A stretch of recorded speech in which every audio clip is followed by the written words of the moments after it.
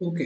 ഇപ്പോൾ നമ്മുടെ നിഫ്റ്റി ഇനി അടുത്ത ആഴ്ചയിൽ എങ്ങനെയായിരിക്കും അല്ലെങ്കിൽ ഏത് രീതിയിലായിട്ടായിരിക്കും മൂവ്മെന്റ് കാണാൻ സാധ്യത എന്നുള്ളത് നമ്മളുടെ നിലവിലെ മാർക്കറ്റ് കണ്ടീഷൻ അനുസരിച്ച് നമ്മളൊന്ന് കണക്കൂട്ടി നോക്കുക. കണക്കൂട്ടി നോക്കുക എന്നല്ല, ഒന്ന് ഡിസ്കസ് ചെയ്യാണ്. കുറേ കണ്ടീഷൻസും കാര്യങ്ങളും, ഐ മീൻ കുറേ മാർക്കറ്റിലെ ന്യൂസുകളും കുറേ കാര്യങ്ങളും ഒക്കെ ഉള്ളത് വെച്ചിട്ടാണ് ഇത് മൂവ് ചെയ്യുന്നത്. അപ്പോൾ നമ്മളുടെ കൺവെൻഷൻ പ്രകാരം, എൻ്റെ കൺവെൻഷൻ പ്രകാരം ഇത് അടുത്ത ആഴ്ചയിലേക്ക് എങ്ങോട്ട് മൂവ് ചെയ്യാൻ സാധ്യതയുണ്ടെന്നാണ് ഞാൻ നോക്കുന്നത്. അപ്പൊ നിലവിൽ നമ്മൾ അനാലിസ് ചെയ്യുമ്പോൾ ലാസ്റ്റ് ജൂൺ മന്ത് ഈ ജൂൺ മാസം ഉണ്ടായിരിക്കുന്ന മൂവ്മെന്റില് ജൂണില് നമുക്ക് 23,288 എന്ന് പറയുന്ന ഒരു ക്രൂഷ്യൽ സപ്പോർട്ടില് അത് നല്ല രീതിയിൽ ഒരു ബുള്ളിഷ് മൂവ്മെന്റ് നടക്കുന്നുണ്ട്. നല്ലൊരു ബുള്ളിഷ് മൂവ്മെന്റ്, അതായത് ജൂൺ മാസത്തിൽ നമുക്കൊരു ബുള്ളിഷ് മൂവ്മെന്റ് കിട്ടിയിട്ടുണ്ട്. രണ്ടാമത്തെ ആഴ്ചയിൽ നമുക്ക് നല്ലൊരു ബുള്ളിഷ് മൂവ്മെന്റ് കിട്ടി. അതിനുശേഷം ഒരു ഡോജിയാണ് ഫോം ചെയ്തിരിക്കുന്നത്. ആ ഡോജിക്ക് ശേഷം ഓൾമോസ്റ്റ് അതിന് എബോ ഒരു ഓൾമോസ്റ്റ് ഡോജി ആണെങ്കിൽ പോലും ഒരു അപ്പർ സൈഡിലൊരു സപ്പോർട്ടുള്ള ഒരു ഡോജിയാണ് ഫോം ചെയ്തിരിക്കുന്നത്. മാത്രമല്ല നമ്മുടെ ഒരു ക്രൂഷ്യൽ സപ്പോർട്ട് 24,000 എന്ന് പറഞ്ഞാൽ ക്രൂഷ്യൽ ഒരു സൈക്കോളജിക്കൽ സപ്പോർട്ട് കൂടിയാണ്. 24,000 എന്ന് പറയുന്നത് ഞാൻ ഈ ഗ്രീൻ ലൈനിൽ വരച്ചിരിക്കുന്നത്. അപ്പൊ നിങ്ങൾ കാണും കുറെ ലൈനുകളൊക്കെ ഇട്ടിരിക്കുന്നുണ്ടല്ലോ. അപ്പൊ ഈ ലൈനുകൾ ഇട്ടിരിക്കുന്നത് പലപ്പോഴായിട്ട് നമ്മൾ ട്രേഡിന്റെ ലെവലുകളൊക്കെ മാർക്കറ്റിന്റെ മൂവ്മെന്റ് അനുസരിച്ച് ചെക്ക് ചെയ്തിട്ട് ബാക്ക് ടെസ്റ്റ് ചെയ്ത് നോക്കിയിട്ടുള്ളതാണ്.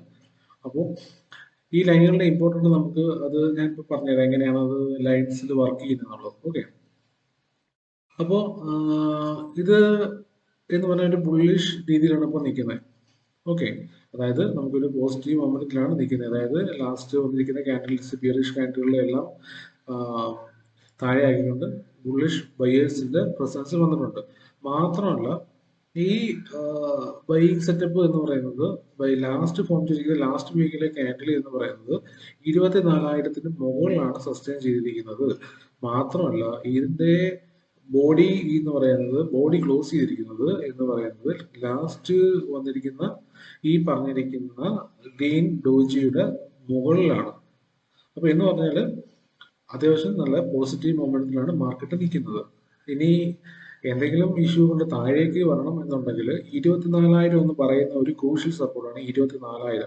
ഈ 24,000 ബ്രേക്ക് ചെയ്താൽ മാത്രമേ താഴേക്ക് പോകത്തുള്ളൂ. 24,000 ബ്രേക്ക് ചെയ്യാൻ സാധ്യത കുറവാണ്. കാരണം ഈ ക്യാൻഡിൽ നിങ്ങൾക്ക് കണ്ടാൽ അറിയാം, ഇതിന് തൊട്ട് മുന്നേ ഫോം ചെയ്ത ഈ ക്യാൻഡിൽ ഫോം ചെയ്ത് താഴെ വരെ പോയിട്ട് അതിന്റെ ക്ലോസിംഗ് ഇത് ഇവിടെയാണ് കിട്ടുന്നത്. അത് ബൈയിങ് പ്രഷർ അത്രയും ഉള്ളതുകൊണ്ട് 24 താഴെ വന്നിട്ട് നേരെ ഇവിടെ വരെ വന്ന 23,825 വരെ വന്നിട്ട് അത് ക്ലോസ് ചെയ്തിരിക്കുന്നത് പറഞ്ഞാൽ പോസിറ്റീവ് ബയാസില്, പോസിറ്റീവ് സൈഡില് ആണ് കൊണ്ടുവന്ന് വെച്ചിരിക്കുന്നത്.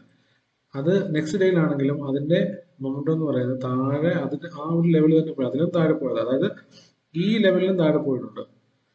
നെക്സ്റ്റ് വീക്കിൽ ഈ 23,825 എന്ന് പറയുന്ന ലെവലിലും താഴെ പോയിട്ട് ബയേഴ്സ് 23,800 നിന്ന് പുഷ് ചെയ്ത് കൊണ്ടുവന്ന് 24,000 എബോ കൊണ്ടുവന്ന് നമുക്ക് സപ്പോർട്ട് വന്നിരിക്കുകയാണ്. ഐ മീൻ കൊണ്ടുവന്ന് വെച്ചിരിക്കുകയാണ്. അപ്പോൾ നല്ല എക്സ്ട്രീം പവർഫുൾ ആയിട്ടുള്ള ഒരു ബൈയിങ് പ്രഷർ നിലവിൽ നോർമൽ മാർക്കറ്റ് കണ്ടീഷനിൽ ഉണ്ട്. ഇതിനെ എന്തെങ്കിലും ഇഷ്യൂ കാരണം മാറണം എന്നുണ്ടെങ്കിൽ ഈ യുദ്ധമായിട്ട് ബന്ധപ്പെട്ടുള്ള എന്തെങ്കിലും നെഗറ്റീവ് ന്യൂസ് അത്രയും പീക്ക് ലെവലിലാണ്, നല്ല മാക്സിമം ഉള്ള നെഗറ്റീവ് ന്യൂസ് ഉണ്ടെങ്കിൽ മാത്രമായിരിക്കും ഇത് താഴേക്കൊരു പോകുന്നത് ഒരു സാധ്യത കൂടുതലായിട്ട് ഉള്ളൂ. അപ്പൊ നിലവിലെ കണ്ടീഷൻ അനുസരിച്ച് നമ്മൾ നിൽക്കുന്ന 24,000 എന്ന് പറയുന്ന ഒരു ക്രൂഷ്യൽ സപ്പോർട്ടിലാണ്. ഈ സപ്പോർട്ടിൽ എങ്ങനെയാണ് ആക്ട് ചെയ്യാൻ നോക്കിയതിനു ശേഷമായിരിക്കും മുകളിലോട്ടുള്ള നെക്സ്റ്റ് മൂവ്മെന്റ്സ് വരിക. ഒന്നിൽ ഇതിൽ റീടെസ്റ്റ് ചെയ്തുകൊണ്ട് മുകളിലേക്ക് പോകും, 24,136 അങ്ങനെ അതിന് തൊട്ട് മുകളിലേക്ക് പോകും. സോ നമ്മുടെ ഒരു വ്യൂ വെച്ചിട്ട് മാർക്കറ്റ് അടുത്ത ഫോം ചെയ്യുന്നത് ഇതിന് മുകളിലേക്ക് പോകണം, അല്ലെങ്കിൽ 24,000 മുകളിൽ സസ്റ്റെയിൻ ചെയ്ത് കഴിഞ്ഞാൽ ഗ്രാജുവലി ഇത് ജസ്റ്റ് കൺസോളിഡേറ്റ് ചെയ്ത് മുകളിലേക്ക് പോകും. അപ്പൊ നമുക്ക് ഇനി ഒരു 5 മിനിറ്റ്സിന്റെ ടൈം ഫ്രെയിമിലേക്ക് പോയി നോക്കാം. റീസെറ്റ് ചാർട്ട് വ്യൂ കൊടുത്തു കഴിഞ്ഞാൽ നമുക്ക് അതിന്റെ ഡീറ്റെയിൽ എക്സാക്റ്റ് ആയിട്ട് കിട്ടും, എങ്ങനെയാണ് ലൈൻസിൽ വർക്ക് ചെയ്തിരിക്കുന്നത് എന്നുള്ളത്. ഓക്കെ. ഇതിൽ നിന്ന് കണ്ടാൽ നമുക്ക് അറിയാൻ പറ്റും ഇപ്പൊ മാർക്കറ്റ് എങ്ങനെയാണ് നിൽക്കുന്നത് എന്നുള്ളത്. സോ 24,000 എന്ന് പറഞ്ഞാൽ ക്രൂഷ്യൽ സപ്പോർട്ടാണ്. ഓപ്പൺ ഇൻട്രസ്റ്റ് പ്രകാരം നല്ല രീതിയിൽ പുട്ടും കോളും ഒക്കെ നല്ല രീതിയിൽ ഇവിടെ പിടിവിൽ നടക്കുന്ന ഏരിയയാണ്. ലാസ്റ്റ് ഡേയിൽ മാർക്കറ്റ് 24,124 ഓപ്പൺ ചെയ്ത് കുറച്ച് മുകളിലേക്ക് അപ്സൈഡ് പോയതിന് ശേഷം തിരികെ വന്ന് 24,000 24,050 ഏകദേശം ഓൾമോസ്റ്റ് ക്ലോസിംഗ് കിട്ടിയിരിക്കുകയാണ്. അപ്പോൾ ഫർദർ നിഫ്റ്റി നാളെ ഓപ്പൺ ചെയ്യുന്ന സമയത്ത് ഗ്യാപ്പ് ആണോ ഗ്യാപ്പ് ആണോ എന്ന് അറിയില്ല. അത് ഗ്ലോബൽ ക്യൂ നോക്കിയാൽ നമുക്ക് അറിയാൻ പറ്റത്തുള്ളൂ. അപ്പോൾ പിന്നെ നാളെ ഇനിയിപ്പം ഓപ്പൺ ചെയ്യുന്നത് ഈ ഒരു ഫ്ലാറ്റ് ഓപ്പണിംഗ് ആണെന്നുണ്ടെങ്കിൽ ഏകദേശം ഈ ഒരു റേഞ്ചിൽ തന്നെയാണ് എനിക്ക് ഓപ്പൺ ചെയ്യുന്നത്. അങ്ങനെയാണ് എന്നുണ്ടെങ്കിൽ നമുക്ക് നോക്കാൻ പറ്റിയ ഏരിയ എന്ന് പറയുന്നത് ഈ 24,000 സപ്പോർട്ട് എടുക്കുന്നത് നോക്കണം. ഈ 24,000 സപ്പോർട്ട് എടുത്ത് അവിടെ നിന്ന് തിരിച്ച് കയറുകയാണോ നോക്കുക. 24,000 അല്ല എന്നുണ്ടെങ്കിൽ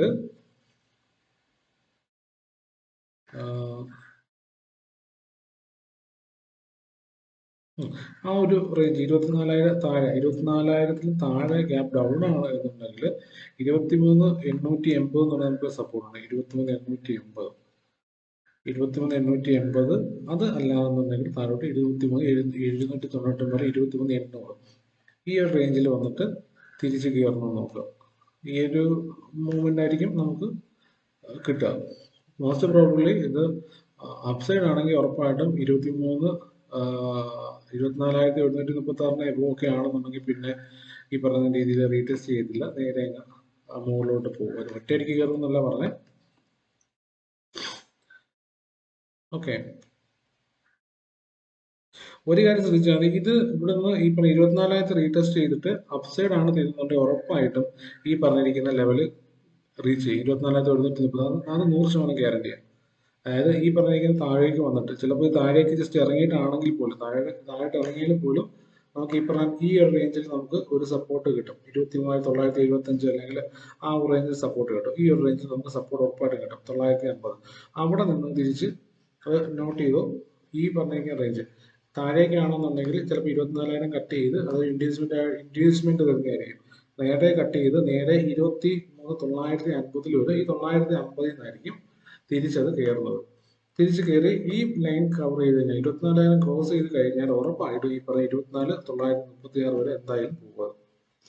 പിന്നെ പോകുന്നത് മേലോട്ട് പോകുന്നത് പ്രൈസ് ആക്ഷൻ എന്താണോ അത് നോക്കിയിട്ട് വേണം ഇവിടെ ട്രേഡ് എടുക്കാൻ പറ്റുക. അപ്പൊ നമ്മുടെ കൺവെൻഷൻ പ്രകാരം 24,000 മുകളിൽ സിസ്റ്റം ചെയ്ത് കഴിഞ്ഞാൽ അത് പോസിറ്റീവ് ബയേഴ്സ് തന്നെയാണ് നമ്മൾ നോക്കുന്നത്. അതിന് ഇവിടെ നിൽക്കുന്നത് നോക്കുക. 24,000 മുകളിൽ നിൽക്കുന്നതെന്ന് മാത്രം നോക്കുക. മുകളിൽ നിൽക്കുന്നുണ്ടെങ്കിൽ ഇതിന് അപ്സൈഡ് തന്നെ പോകും. അതുപോലെ പ്രധാനപ്പെട്ട കാര്യം യെസ്റ്റർഡേ ഹൈ, ഇന്നലത്തെ ഹൈയും ലോയും. ലോയിൽ ഓൾറെഡി ലോ ബ്രേക്ക് ചെയ്തിട്ടുണ്ട്. ഹൈ എന്ന് പറയുന്നത് റെസിസ്റ്റൻസ് ആയിട്ട് ആക്ട് ചെയ്യും. അതായത് ഇവിടുന്ന് ഇത് റീടെസ്റ്റ് ചെയ്തിട്ട് കയറി പോവുകയാണെങ്കിലും ഇത് 24,334 കവർ ചെയ്ത് കൺസോൾട്ടേറ്റ് ചെയ്ത് കവർ ചെയ്ത് കഴിഞ്ഞാലും ഇതും അതായത് 24,780 24,250 ഈ രണ്ട് റേഞ്ചുകൾ നല്ല രീതിയിൽ റെസിസ്റ്റൻസ് ആയിട്ട് ആക്ട് ചെയ്യും. മോസ്റ്റ് പ്രോബബ്ലി ഇതിന് ഈ ഒരു റേഞ്ചിൽ അതായത് ഈ 180ക്ക് എബോ കയറി കഴിഞ്ഞാൽ എബോ പോകാൻ സാധ്യത തീരെ കുറവാണ്. അവിടെ നിന്ന് റിജക്ഷൻ എടുക്കാനാണ് ഏറ്റവും കൂടുതൽ സാധ്യത മുകളിലോട്ടാണെങ്കിൽ. ഫസ്റ്റ് ഇവിടെ റീടെസ്റ്റ് ചെയ്ത് മേലോട്ട് പോകുന്ന നോക്കുക. അതല്ല താഴേക്ക് വന്നിട്ട് 150 എടുത്തിട്ട് റീടെസ്റ്റ് ചെയ്യാൻ നോക്കുക. 150 റിജക്ഷൻ എടുത്തിട്ട് മുകളിലോട്ട് വരുന്നത് നോക്കുക. അതായത് പ്രൈസ് ആക്ഷൻ വെച്ചിട്ട് 150 21,950 പ്രൈസ് ആക്ഷൻ വെച്ചിട്ട് വർക്ക് ആവുന്നുണ്ടോ നോക്കുക. ഓപ്പൺ ഇൻട്രസ്റ്റ് കൂടി കിടക്കുന്നത് മേ ബി അവിടെ ആയിരിക്കും. അതുകൊണ്ട് നോക്കേണ്ടി വരും.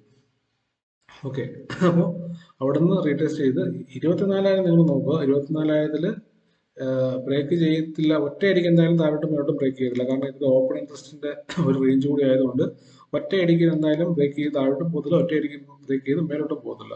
ഒരു റീടെസ്റ്റ് എന്തായാലും ഇവിടെ നടക്കും. ഒരു റീടെസ്റ്റ് മൾട്ടിപ്പിൾ റീടെസ്റ്റ് നടന്നതിന് ശേഷം മാത്രമേ ഇവിടുന്ന് പോകത്തുള്ളൂ.